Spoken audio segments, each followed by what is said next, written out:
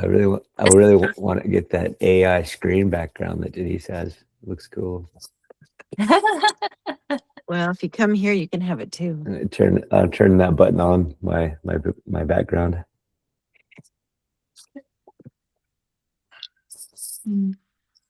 Okay, we're ready. Ready. Let's go. Let's go. You want to be?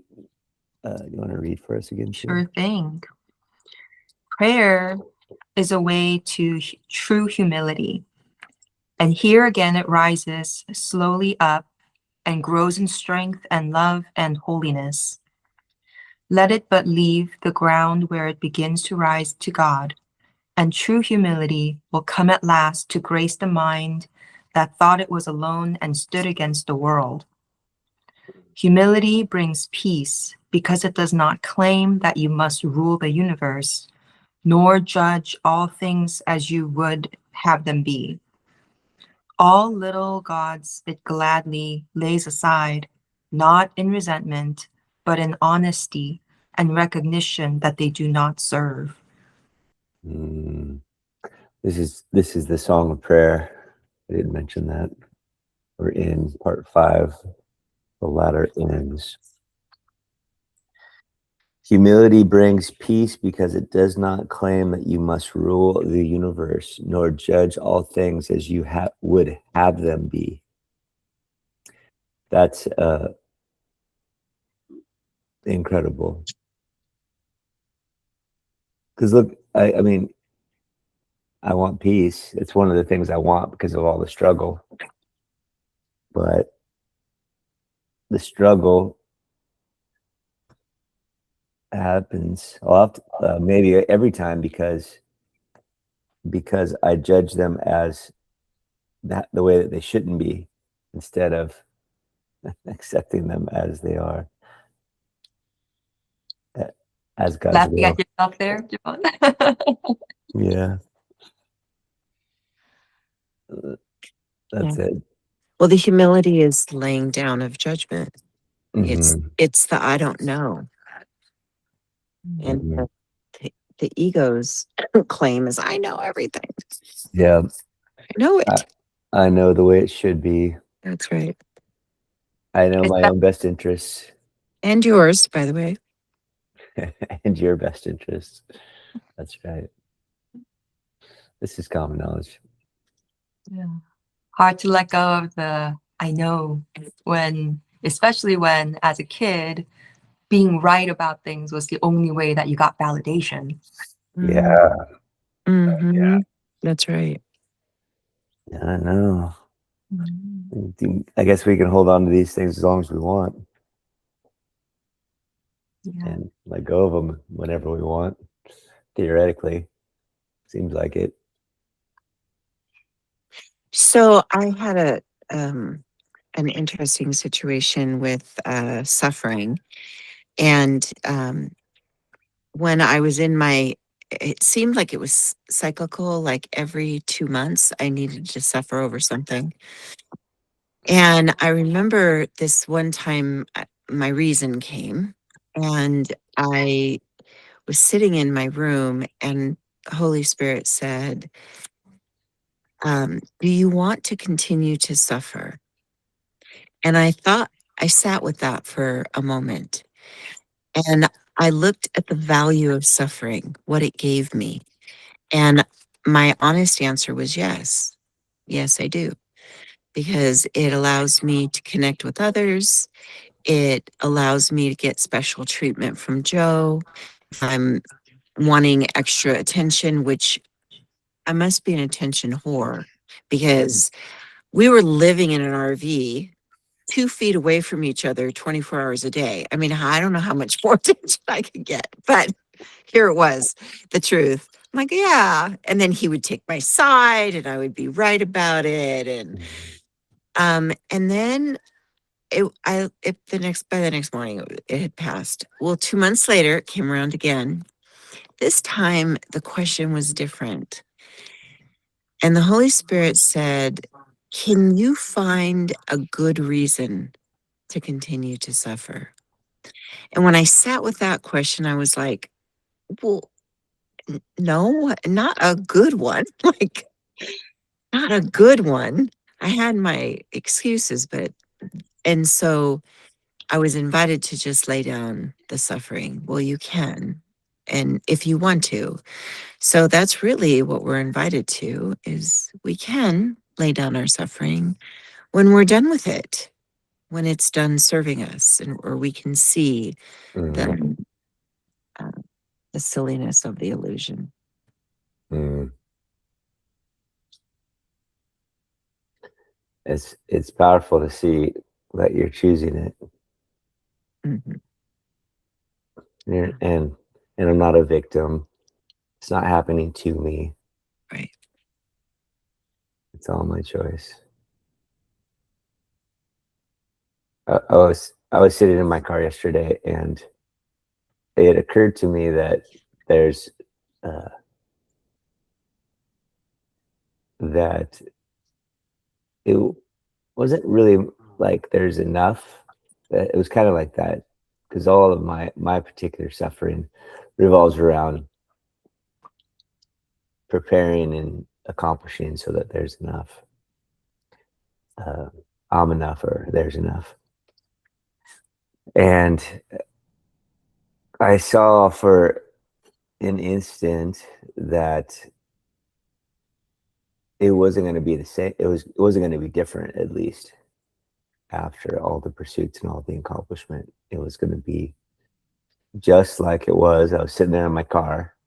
It was going to be just like that after everything worked out the way I wanted it to. It was going to be just like now. No, you're already there. Yeah. I was like, well, if it's just like now, what's the difference? And there is no difference. And so I'm thinking, well, if it is just like now and there is no difference, why do I suffer so much in the pursuit of it? Because I think I don't have it. I think it is different. It is different with the accomplishment, some future accomplishment. And there's a part of me that is sad about that. Like I like the pursuit of it. I like the accomplishment. I like the doesn't make the accomplishment bad. I mean, we're doing stuff all the time, but I like devote myself to it, and it becomes my identity. If I accomplish it, then I'm okay and lovable. And so can I let go of it? Sure, I think I can, but it's actually painful not to have that struggle as well. It's painful not to have that suffering, because it is the source of the suffering. Yeah. But only while it's dying. And then it gives you life.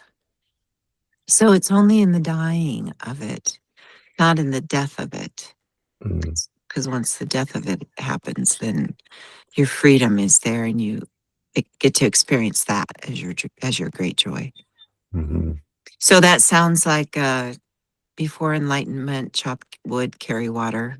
After enlightenment, chop wood, carry water. Mm-hmm. Yeah, you're externally, nothing has to change. Yeah. You just get to do what you do without the suffering. Mm-hmm.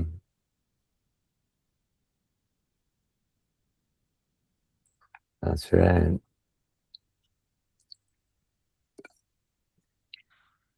All right, verse 2. Illusions and humility have goals so far apart they cannot coexist, nor share a dwelling place where they can meet. Where one has come, the other disappears. The truly humble have no goal but God, because they need no idols, and defense no longer serves a purpose. Enemies are useless now, because humility does not oppose. It does not hide in shame, because it is content with what it is, knowing creation is the will of God. Its selflessness is self, and this it sees in every meeting, where it gladly joins with every son of God, whose purity is recognized whose purity it recognizes that it shares with him. Mm. Illusions and humility have no goals. So Have illusion and goals. humility, yeah, they cannot coexist, just like what we talked about last time, right? Of being not, you can only serve one master. Right. Yeah, and the reason is when you're in your illusion, you're projecting, you're making what you have projected out in front of you, you're making it real. But in order for you to be humble, you like humility. I've heard the definition of humility is power under constraint. They call horses that have been broken humble. They're still powerful, but they just kind of control it, and you can they're safe basically, but they're obviously powerful. So you're powerful beyond measure, but your power comes from identity, and my identity is in that eternal nature of that spiritual part of you, that part of you that isn't going to die, that doesn't need to accomplish everything because it has everything. The part of you that not only does it need to earn love or get someone else's love, but it is the love itself, and so there's no way to not have the love. It's a different identity. So the moment I think the game is real, I can't be that. My attention goes projected out, and I make the illusion real. It's like, and so that I can't engage in humility because I have projected my identity onto what I have made instead of reality. It's like walking into a room and you see a snake. It's a dark room and you see a snake on the ground. And you're like, oh my God, a snake. Freak out. And then you turn on the light and it's just a rope. Like, oh, it's not. I don't know why there'd be a giant python in my house in Fountain Valley. Thought for sure that it was a giant snake. But it turns out it's not. And then you turn off the light. You can't see the snake again. You it's a rope. And so it's like that. It's waking up to what's real. The thing's still there that I thought was a snake before, but now I'm not buying into the illusion of all the stuff, all the danger, all the I'm going to lose, I'm going to on and on and on. Can't have both. Just not because it's bad to have both. It's just it doesn't. You It's can't. impossible. You can't. Yeah. Mm-hmm. Mm-hmm. Mm-hmm.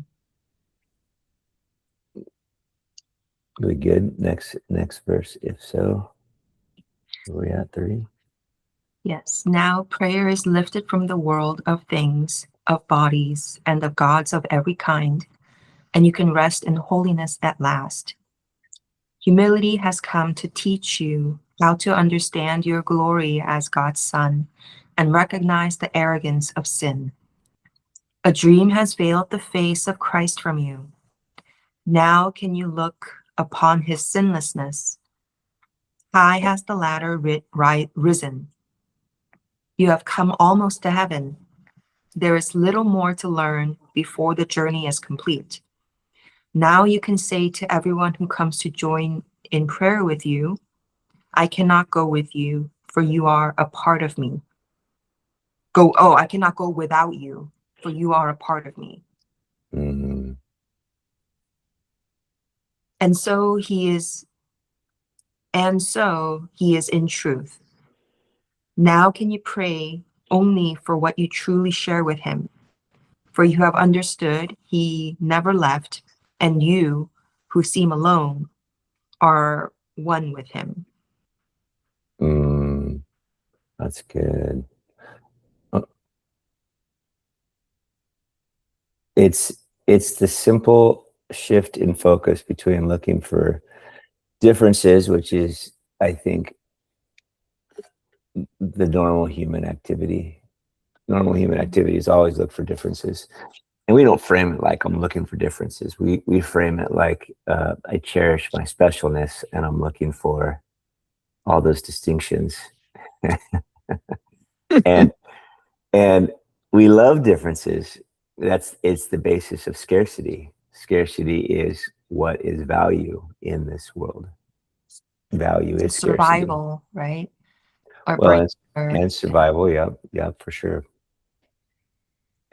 Yeah, we don't want to die. We want to remain special. It's all tied together, because if it's very scarce, then it's valuable. If it's incredibly abundant, we deem it valueless. Think of gold. Can't get a lot of it. That's valuable. Sand on the ocean, a rock on the side. Valueless. Water. If you live in an abundant place of water, like whatever, no value. But it's kind of opposite land for God, the godly things, because it's the scarcity which is created by separation and specialness, uniqueness, that creates our suffering. And the thing that is what creates abundance and contentment is that common thing. It's totally common. It's not only abundant around you, but it is you. It is this thing, this God stuff that we're made out of. There's no difference. And so when I look out, if I could see my enemy as myself, like, oh, you're God stuff. I'm God stuff. You're just having this unique expression. Wow. It's so curious. That's an interesting concoction of God stuff. Mm. And it could be that way. It could be that way. And then everything is wonderful and pure and lovely and innocent. And then I see the innocence. Like, how could Hitler be innocent? Well, he is innocent. He's just doing his Hitler impression. But the reality is no one got killed, because you can't die. Not because the experience of atrocity wasn't bad. Of course that was bad. Bad experience, right?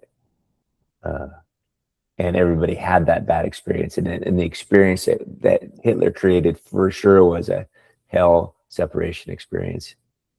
But I can see innocence in that he isn't that person. The reality is he's an eternal expression of God that never left heaven.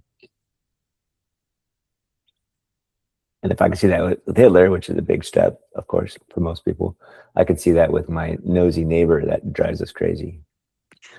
Or whatever, pick your person. Pick your teacher. Pick my teacher. I can't go without you, for you are a part of me. To everybody, can't go without you. You're a part of me. Yeah, I like that. Do you remember that story of Byron Katie? I think it was Byron Katie. When someone that loved her kept on coming to see her, and then the husband of that lady came and was like, "I'm going to kill you because you're taking my wife and lead her astray." And she said, and he was pointing a gun at her, and she said, "I looked into his eyes, and I loved him." It's like it doesn't matter who it is and what it is. It's you can look into their eyes, which is kind of like the window to the soul. Like you can look into someone's eyes, and if you look in there, you just see sameness. You see, it's you. You're looking in, and you see you. It's all the same thing.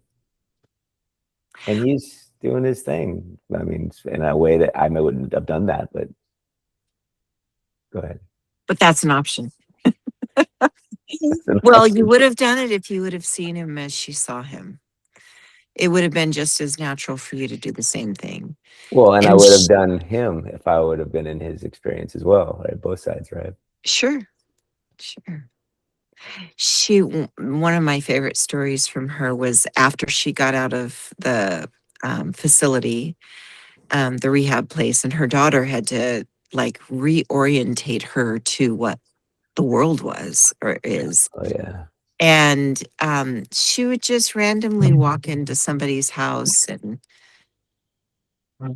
and she walked into this one house, and the people came home a little while after, and she was just sitting on the couch, and they were like, excuse me, are you lost? Why are you here? And she's like, oh, I was just enjoying, it's just so beautiful here.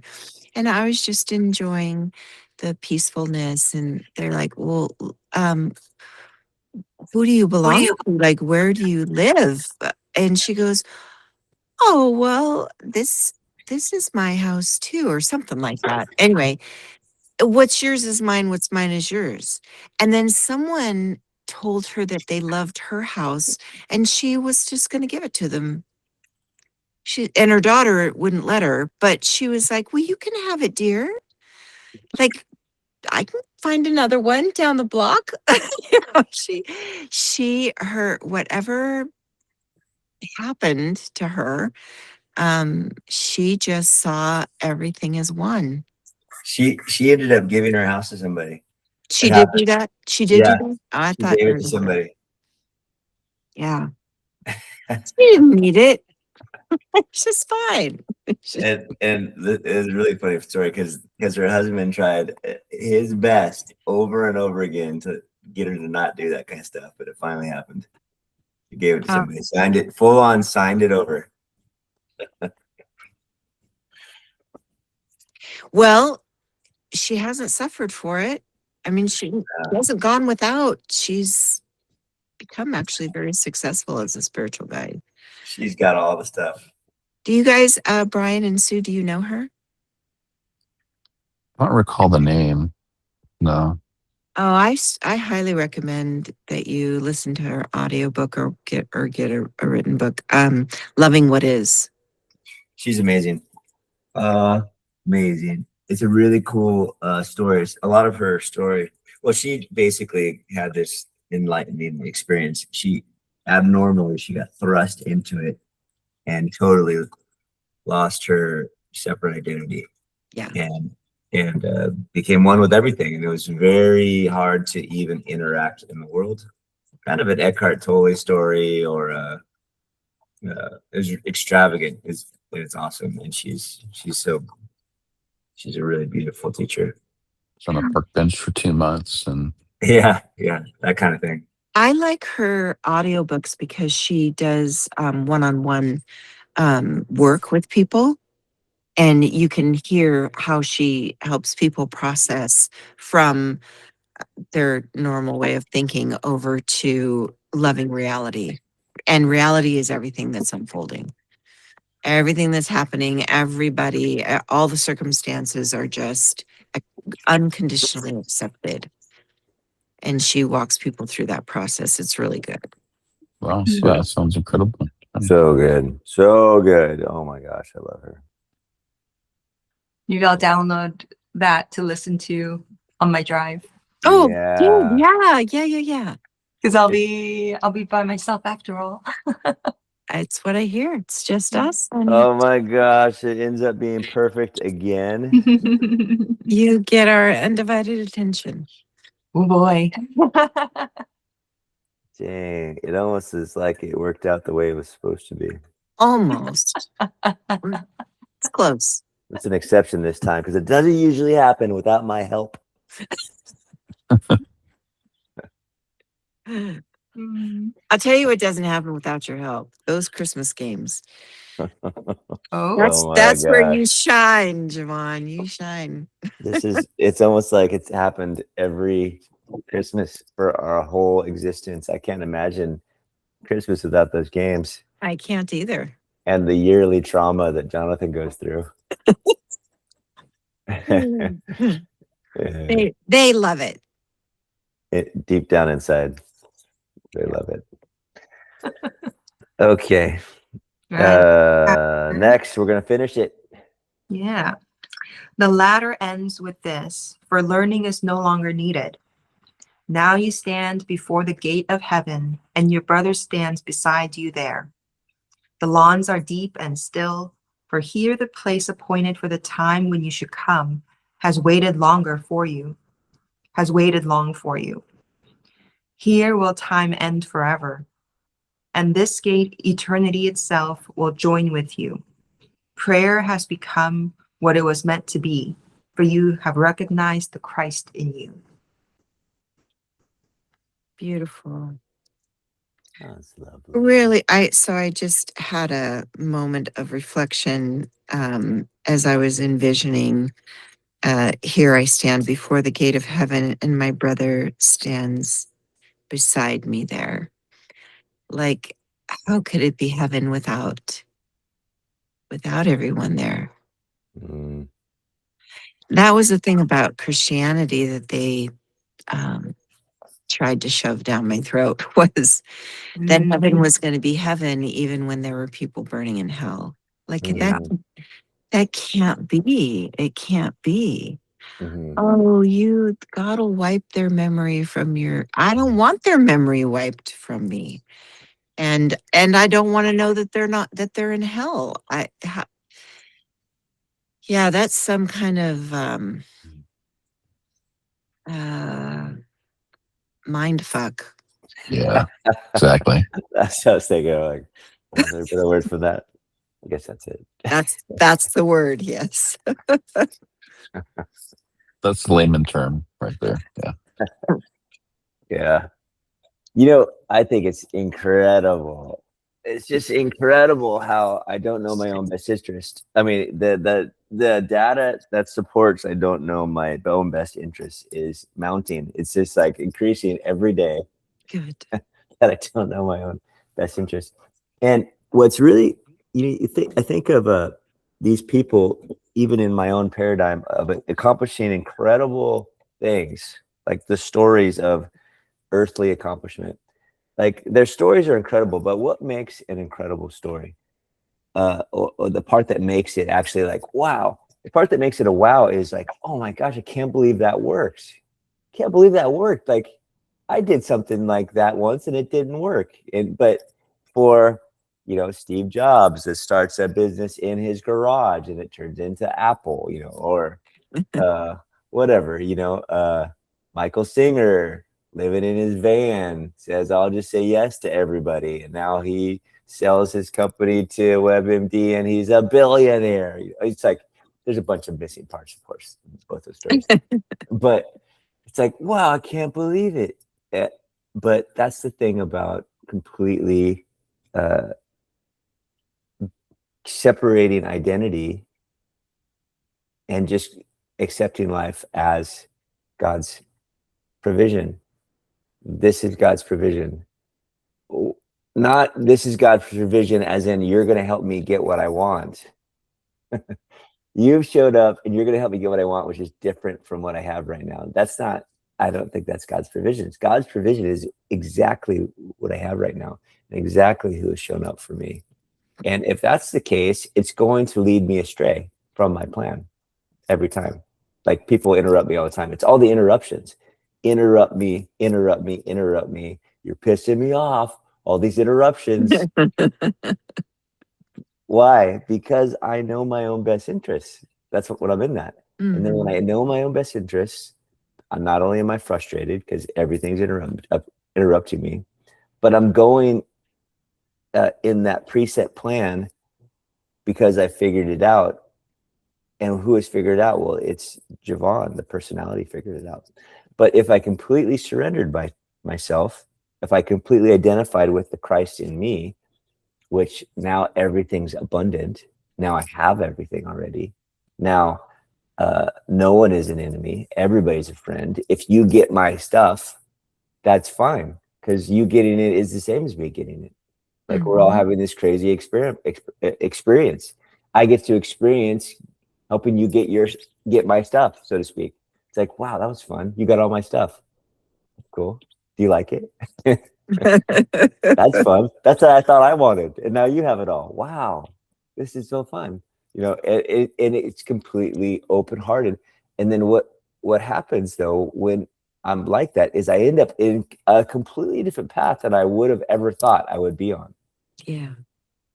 And what if that kind of complete surrender, not that I'm not doing stuff, but it's complete surrender to what is in front of me, and I'm not resisting the navigation from the Christ within me, because Christ keeps bringing me things keep supposedly failing. Well, what if the failure is just a new direction in a way I wouldn't have seen before? And then and now I could end up with exponentially different results, exponentially, like I started in my garage and now I have Apple, like that kind of crazy thing. That's not going to happen unless it's some crazy thing that would happen, and I can't plan a crazy thing. That's right. You don't It know would, the plan.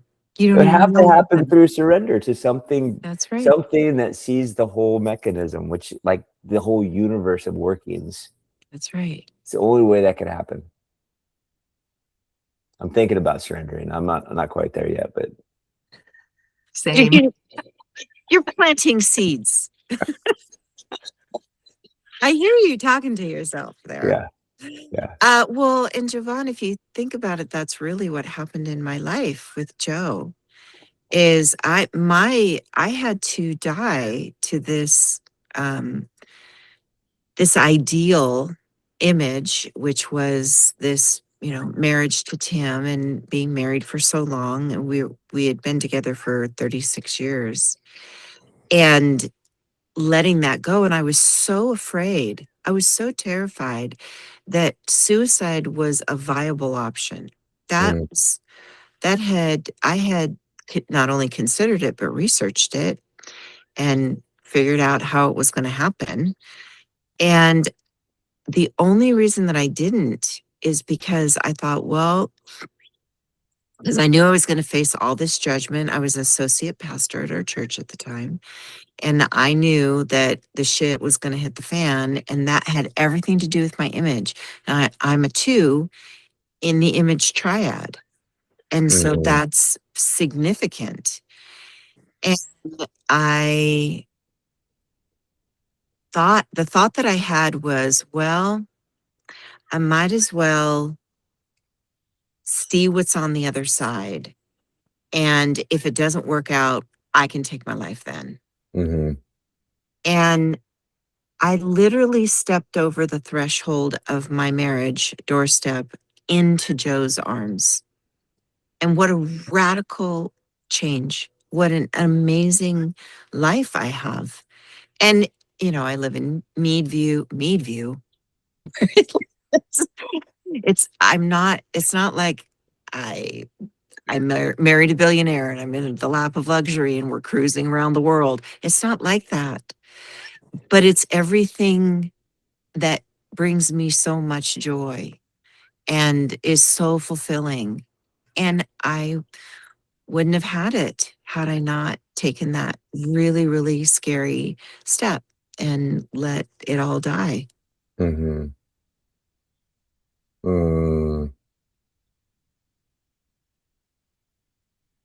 Death. Yeah. That's a lovely thing. Yeah. Can be, I guess. It is a lovely thing. Even our physical death. It's a lovely thing. It's, gosh, what we get to transmute into is incredible. Mm-hmm. So our resistance of it is, people who have near-death experiences, when they come back, they're mad. They're like, why did I have to come back like that? Are you kidding? I'm finally there and home. And it felt so amazing. It was so beautiful. And God's love is magical. I mean, there's a comedian who does a bit on Lazarus. Mm-hmm. And how he goes, can you imagine how pissed Lazarus was after he got raised from the dead? He was actually in heaven for 4 days and he's, yucking it up with all his buddies. And he goes, and what you don't hear after Jesus raises him from the dead is that he and Jesus had any kind of relationship after that. He said it's probably because he brought him back. Like, if you loved me, why would you do that? For sure. Yeah. Yeah.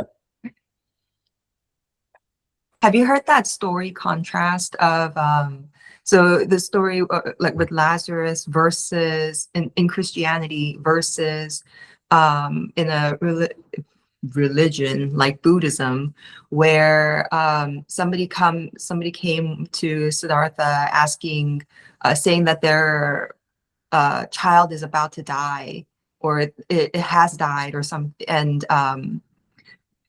so please help him, like please help me get him back, like he was only, you know, a child, whatever, right? And then Siddhartha tells the lady, okay, you need to bring me a handful of mustard seeds from one of your neighbors, but it has to be from somebody who's in where there was no loss in the household. And so she goes around to all of her neighbors and was asking for, you know, mustard seeds, but did you have any like death in your family? It's like, oh yeah, my brother. Oh yeah, my uncle. Oh yeah, my whoever, right? And so she comes back after like a couple days of looking at, or they looking, and through that process, she finds out, oh, everybody is suffering, right? And so having that versus in Christianity, that Lazarus story, like, oh, your loss is so special, we can't have that happen, so let's bring him back. It just such a contrast. Yeah. Yeah. The stories do have a different purpose a lot of times. Yeah. What do you think? What is like the deeper purpose of the Lazarus story? Do you think that's a interpolation, or? I think it was just the opportunity for Jesus to show his power for the disciples to believe. Really more. When the thing that I like about the way that The Chosen has been written, that movie or that series, was how real the lives of the disciples were. Like all their confusion and doubt and misunderstandings, and you know, in the face of Jesus is actually the teacher. And they don't get it. And so I think in order for them to have something to hold on to after his crucifixion, I think that was probably. And he's, remember, everything that Jesus did was showing us what we are capable of. And resurrection is what we do. We all do it. And Jesus said, and greater things than these will you do in my nature. And his nature was his identification with God. I am. Yeah. And the point of the resurrection was to show the body is not the big deal. Yeah. It was not, and this is under debate, of course, from religions. It wasn't the body of Christ that was the big deal. It was that the body can be laid down and the Christ is still alive. Yeah. And the Christ was not held solely by Jesus. Jesus was the Christ, but his invitation was, so are you. Yes. Be resurrected. And Lazarus, I mean, from stories I've read, he got killed again pretty quick. Thank God. He was killed. Can you imagine living here after being in heaven for 4 days? Yeah, like murdered. Like he was shut down because he was too much of a liability now for the legal structure. I don't even remember where I read that, or if it's like true. The pesky NDEers. That makes sense. Yeah. NDEers coming around talking about once. Can't have it back then. Can't have that. Kill that guy. Let me tell you about what happens after this. Yeah. Also, the churches are all wrong. The temple is wrong. Oh man. Yeah. The Sadducees are there too. So also in mysticism, they teach that the crucifixion was symbolically the laying down of your ego. It is the death to the ego that the spirit might live. Yeah, because we can't, to the degree that we lay down our ego is to the degree that we get to have the spiritual life. Mhm. Right, which is that's the goal of the householder. So you don't have to live in the desert next to Denise or in a cave in the Himalayas. You can be releasing your ego structure. I can release all of my requirements for happiness. I can release them right now. Just Yeah, where I'm at. Jevon, today you've been making a really good argument for it. What do you I think? I usually do every morning for Are you myself. ready? Yeah. It's I talk myself into abundance, and then I usually pick up the suffering around 9 o'clock. Oh. We'll go back to bed at 8:30. It's not quite time to suffer. It's at 9. Wonderful. Yeah. Okay. Did we do it? You want to keep reading, or are we good? Whatever you guys want to do. Because forgiveness is the next. Forgiveness? No. That's a biggie. I guess we can start on the introduction. All right, let's do You it. go ahead. All right. Forgiveness offers wings to prayer to make its rising easy and its progress swift. Without its strong support, it would be vain to try to rise above prayer's bottom step, or even to attempt to climb at all. Forgiveness is prayer's ally, sister in the plan for your salvation. Both must come to hold you up and keep your feet secure, your purpose steadfast and unchangeable. Behold, the greatest help that God ordained to be with you until you reach him. Illusion's end will come with this. Unlike the timeless nature of its sister, prayer, forgiveness has an end, for it becomes unneeded when the rising up is done. Yet now it has a purpose beyond which you cannot go, nor have you need to go. Accomplish this, and you have been redeemed. Accomplish this, and you have been transformed. Accomplish this, and you will save the world. Yes, Come on, finally. Jevon. You Oh know you want to man. be that hero. Let's go. And they say that a hero will save us. Dun. I remember that song. Forgiveness is prayer's ally. You know, forgiveness by this definition is really just releasing all my judgments of what's supposed to be. Yeah. It's the letting go, which is doesn't work in my salvation for the world. It seems like letting go is messing up my plan. Isn't it? Have you Isn't let? that it? What was that? I said, have you let go? Well, I do let go every once in a while, but I get too bored, so I pick it up and get back to my suffering. It's very entertaining. Very familiar. Very familiar. Yeah. It's interesting. I definitely there's that time right after COVID when we were at home, I was just sitting. It was actually a really wonderful time in a lot of ways, right when in the middle of 2020 when I was sitting at home, doing nothing. I mean, I think we sat on the grass for like 6 months or something, 5 months, something like that, just on the grass in front because kids weren't going to school. I wasn't going to work.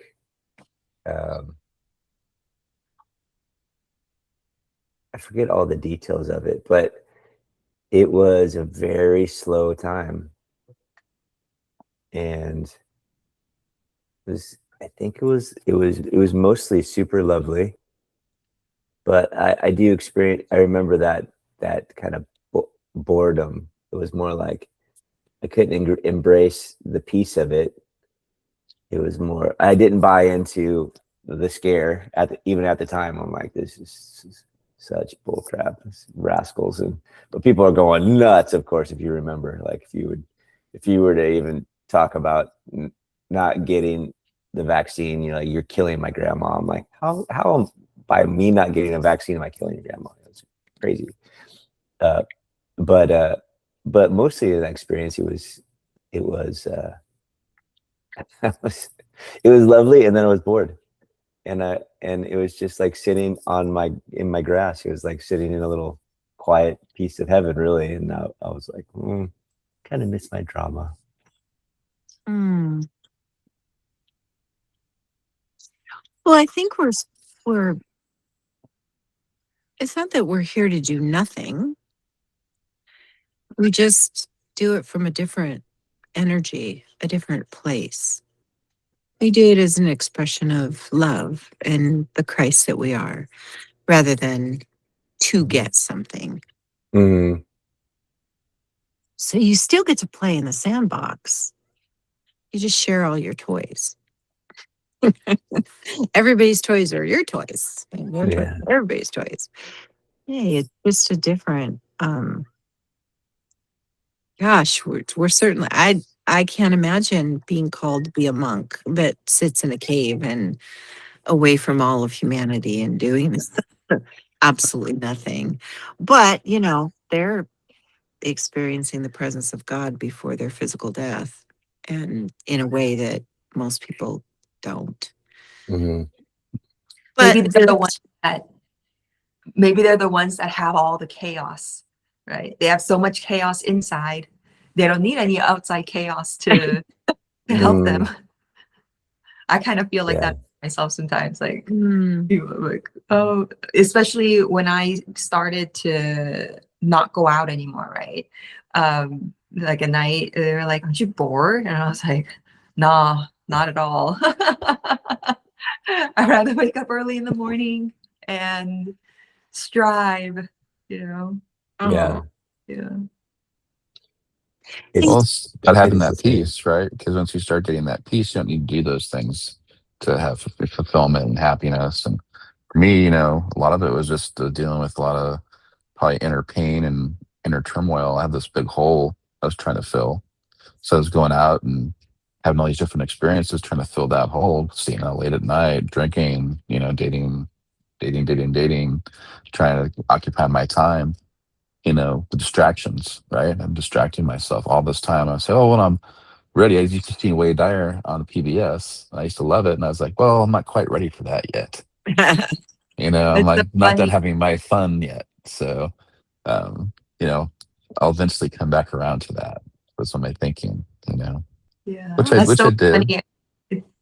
I think I was doing the same thing, trying to fill the hole, but I was filling it the other way with accomplishments, with getting the six figures, getting the bigger house, getting the nicer Harley, getting.